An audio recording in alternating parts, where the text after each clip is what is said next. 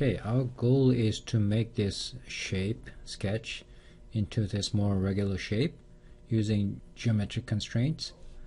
Adding geometric constraint is very easy.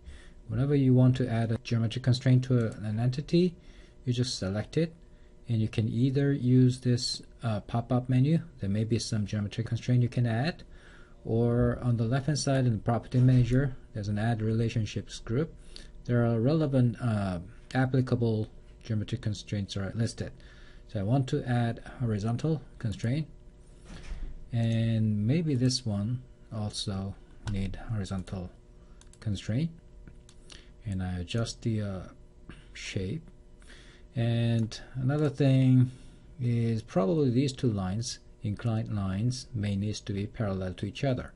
So this is a binary relationship, so we need a relationship between these two lines, whereas earlier the horizontal constraint is only for the one entity. So in this case we need to select both of them because this is a relationship between the two entities. So when you select multiple things together, you need to press the control key. While the control key is pressed, you need to select both of them together. So both of them are highlighted.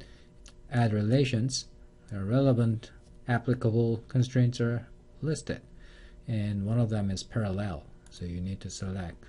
Both are parallel. You can see the icons that indicates that these are parallel. If you move your cursor over it, and the matching parallel entity is also highlighting, and you also need to select these two together. I want them to be parallel to each other, and this time I will select both together, and I'll add that on the pop-up menu, make them parallel. And another thing is this line here will be perpendicular to the one of the inclined line. So I'll select them together. This is also a binary relationship. Select them together, and here there's a perpendicular. You do the same thing on the other end. Perpendicular, and you need to just adjust it so that it looks similar to the shape. Again, here we don't add any dimensions specifying any size, so it cannot be exactly the same. We just make them